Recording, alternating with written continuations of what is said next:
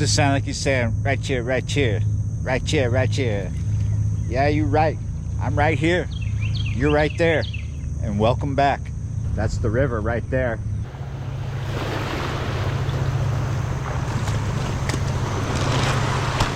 People be like, I didn't hear anybody saying anything.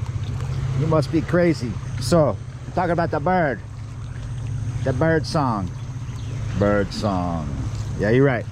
I need bait. That's why I'm doing what I'm doing. Let's go.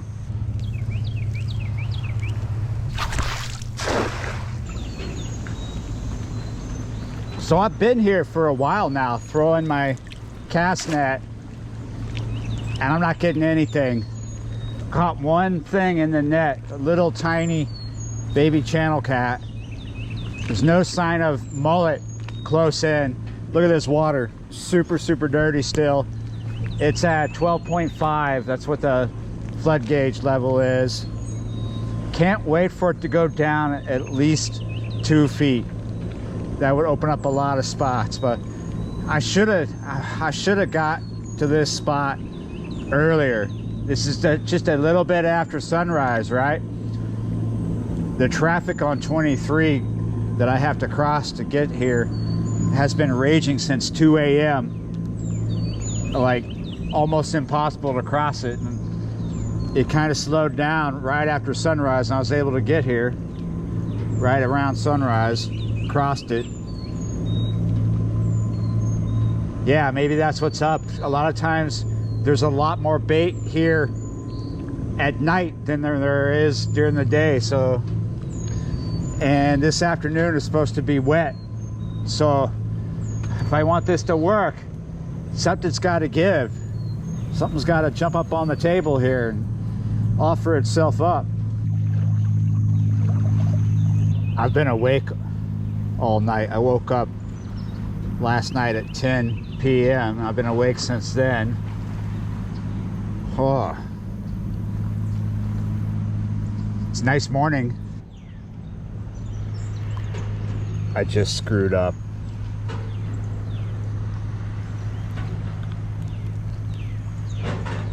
I threw my net onto something.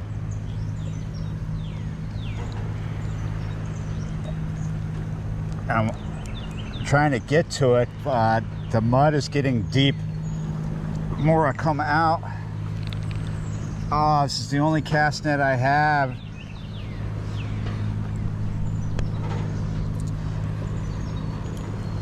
What did I throw it on? I see the, oh no. Okay, I got some of it. One of those clips back there, I said this is a nice morning, right? Is it too late to take that back?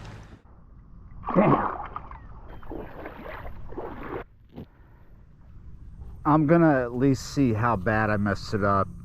The lead line is ripped off. There's a big rip along the lead line. I'm gonna check it out. If it's not extreme, which I think it is, so I'm just gonna pick it up like this and I'll see how much of the lead line is drooping. You can see it right over here. It's hanging really low.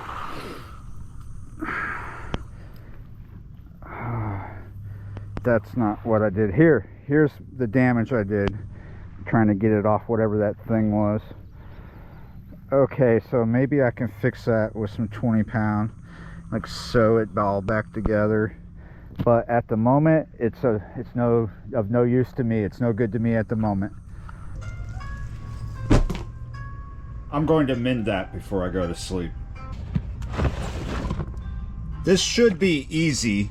In the past, doing the lead line, I would do 20-pound test, and I'd say 20-pound is about the highest pound test you would want to use, and you definitely don't want to use anything less than 10. So this time I want to find something that's not going to be a waste of my stock here, that is not 20-pound. We want to go somewhere in between 10 and 20.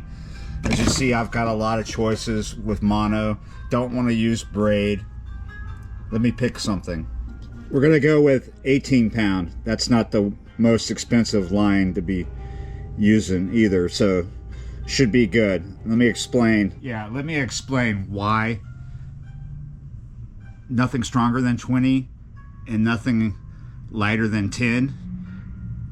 But if you have 10 or 8, it's gonna work. But let me explain why you don't want something stronger than 20.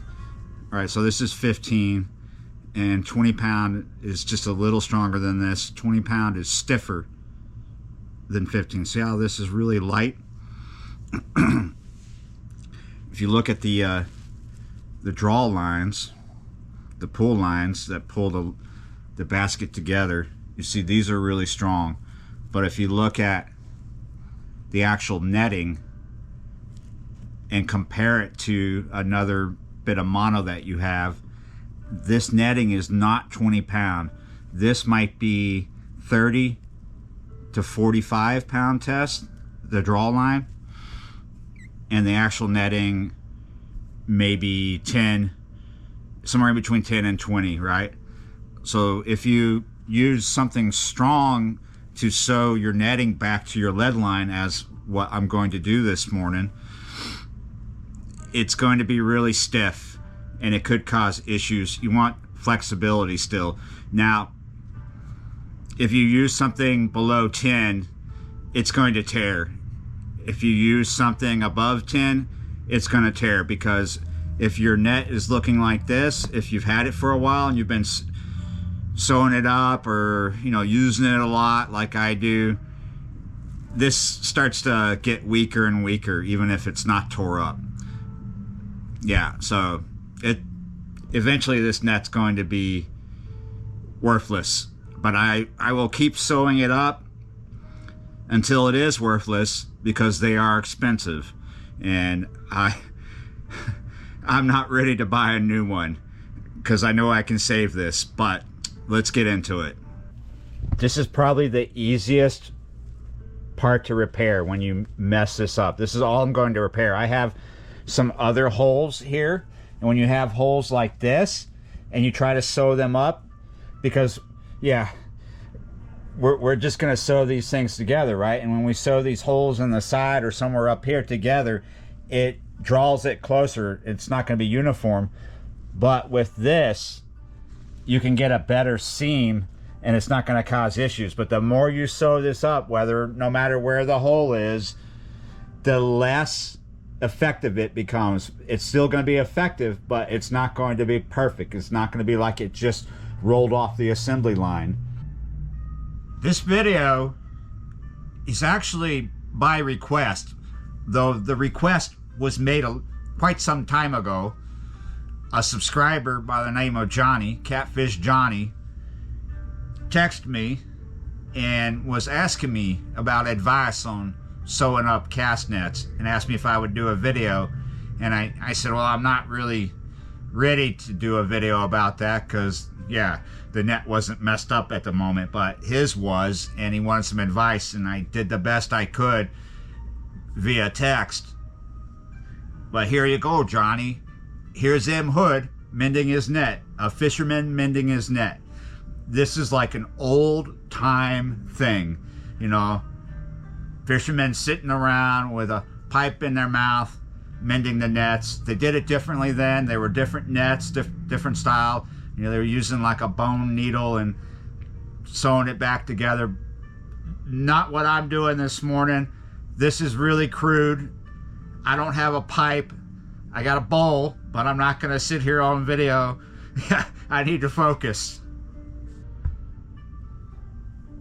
Like I said, crude, but effective. This works. I've done this a million times. So we've got this laid out.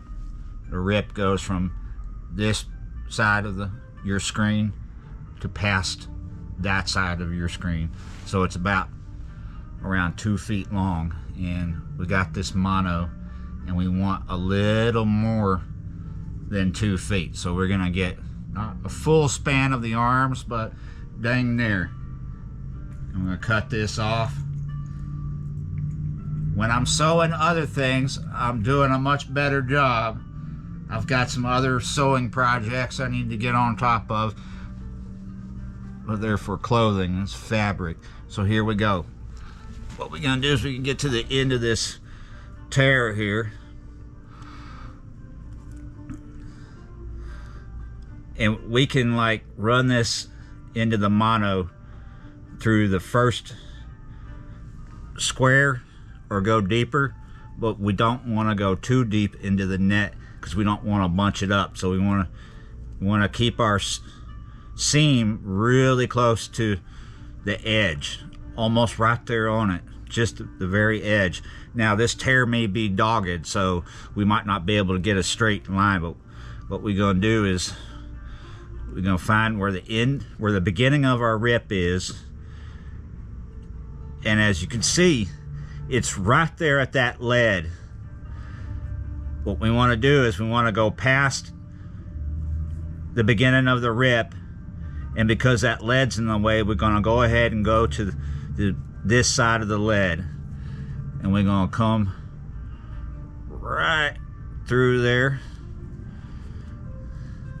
This is super easy. It's not like how your mother would patch up your jeans. And we're going to do a granny knot. I'm going to do a double knot. Super easy. And now we're going to test it. Woo, it's tight. It's going to work. We got that tag in. What we want to do is cut it off, but not right down to the quit.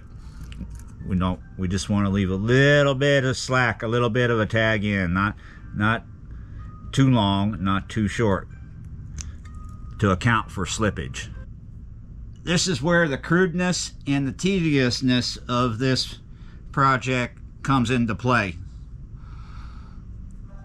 We got the far end, the very end, and we're just gonna start trying to wrap it around the lead line through the netting. One of our biggest issues to overcome is the lead itself. We want to do 2 to 3 or 7. 7's a good mystical number. We want to do a bunch of wraps. The one we just did, that first wrap, we want to repeat that several times, at least 7 times for strength. That's because of the multiple wraps I'm going to do. That's why I have a long bit of mono to work with. And like I said, you don't want to wrap this, you don't want to insert too deep into the net. You want to do the edge. If the edge seems weak, go just behind it. That's 2, and we're going to do 7, and then we just wrap. But I'm not going to make you sit here. I'm not going to film this whole thing. Let me just sit here and enjoy some Japanese traditional music. I've got a cup of tea floating around here somewhere. I don't know. It floated off. I have no idea where it went. Well, let me find it. Let me get going. I went to 7 wraps on this side of the lead. And now we're just gonna, if you look on the bottom of that lead, you see how they did the same thing. A wrap, and then the blue line comes, and then they've got that blue thread, which might be like some kind of carpenter's thread, wrapped around this nylon rope. It may not be actual carpenter's thread. It may just be something similar. And so what we're going to do is we're going to repeat 7 wraps on this side of the lead with our mono tracing, paralleling the blue line. And then, like I said, we'll just keep wrapping close to the edge, coming along here, and hopefully we can get it good enough to where we don't have this all kinked up, but you just gotta close the gap. All right, like I said, cup of tea floating around here somewhere.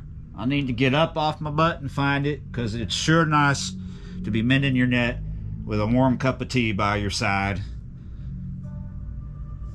If you got them, smoke them, I guess. Maybe you put a flat cap on and or that pipe, you know, man on the sea, like maybe like have someone read some Hemingway over there or something. What is that? Moby Dick. That's what I'm thinking of. I'm listening to The Art of the Kodo, Volume 1. And I'm working my way to my next lead, wrapping the edge. And when I get to each lead, I'm going to do the same thing as I started. Wrap several times, because it's not where the line begins or ends. We don't have to do 7, but at least 3, if not more, up to 7 wraps here and then here. Now that I have got past my second lead, it is time to tell you how exactly I am doing these wraps. You could just go through your netting and have just a straight wrap, but that's going to end up flexing and creating slack in your stitch. So you see how we have a loop here? We're going to grab our tag end and come through our loop. That will keep it tight. If you want it to be even tighter, you can duplicate that wrap doing that in that place, but I just want to move forward here. And I'm keeping my stitch fairly tight, but not as tight as I could have it. Ooh, I just messed up. And when I mess up like that, I forget. When I tighten that loop without going through it, I can just back up and come through.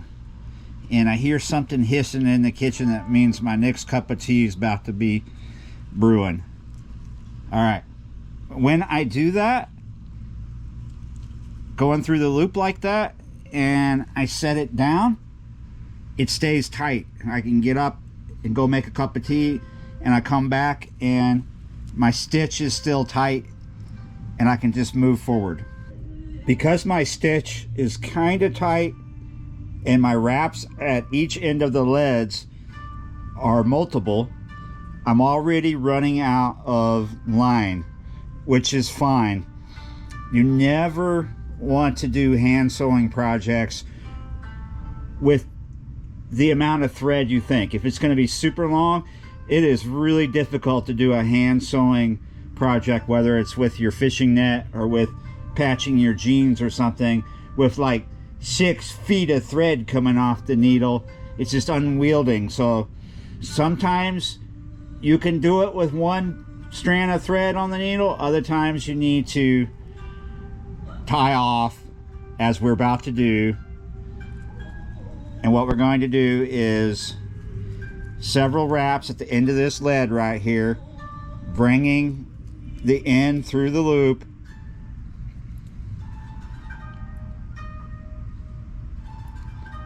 We've already done a few off camera.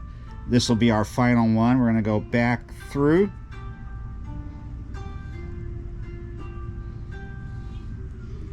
Bring it down. Okay, we haven't closed the loop. Now we're going to go through this loop several times. Okay, let me do that again. I didn't see where the end of that went. It may have jumped out. There we go.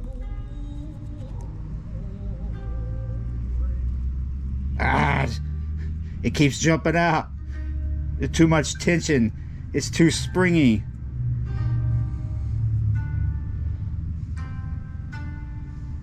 There we go. I'm gonna pin you down, and I got you. And now we're going to repeat that.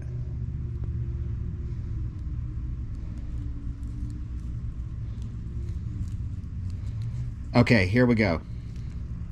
Coming through.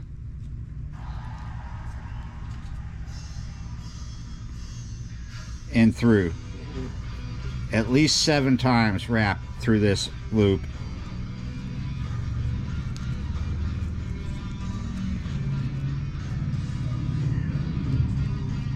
Okay, there's 4.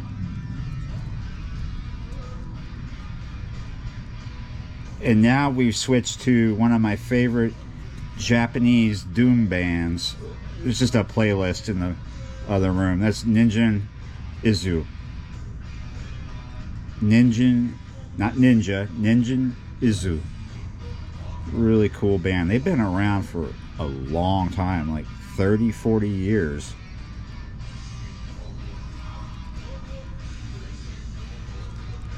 Okay, let's do one more.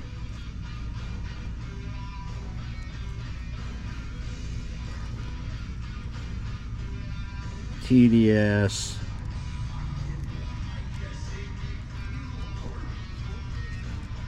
And there we go. And cinch it nice and tight. Okay, now we're going to do a single knot, and when we want to make sure we get it right down there.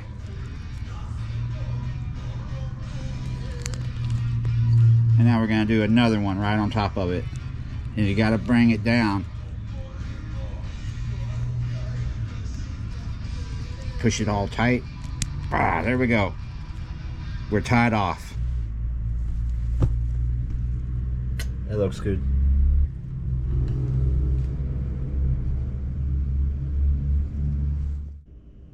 Well, it's not perfect, but it will catch bait. Yeah, you're right. So I might end up having to mend it a few more times before I get a new one. But yeah, they're so expensive. And I've had years where I went through them too many times in one year, and I was like, no. So I try to, like, if it happens, I would like to keep it down to buying one brand new one a year. And this one is 2 years old, so I'm doing good. But yeah, you're right. I mean, some people just don't bother, right? Because they don't mind spending the money. But I was in a tackle shop a while back, not too long ago, and my friend came in to get a cast net, and he paid a lot for it. It was a decent cast net. And then later on, we were out fishing, and he threw it and did not destroy it, but put holes in it. So no matter what, you know, whether it's a cheap one or an expensive one, you're going to go somewhere where you've never thrown a net before and just end up throwing it on top of something. Like earlier in the video, I changed positions. Like I was throwing where I normally do, and I wasn't finding bait, so I moved down near some willows thinking maybe the bait's closer there, and I waited out and I threw, and I was like, damn. Yeah, it happens to the best of us and the worst of us. Yeah, you're right. So either mend them or don't. But if you're not mending them, you're spending a lot of money, because it'll still work. And just take the time and focus, sit down and fix it and save yourself some money, because it's a good thing, saving money. Yeah, you're right. We're going to call it right here, because honestly, I'm pretty tired and I have to kind of change my schedule here to go do something later, so I need to get some sleep. So thank you for watching, and I will see you next time.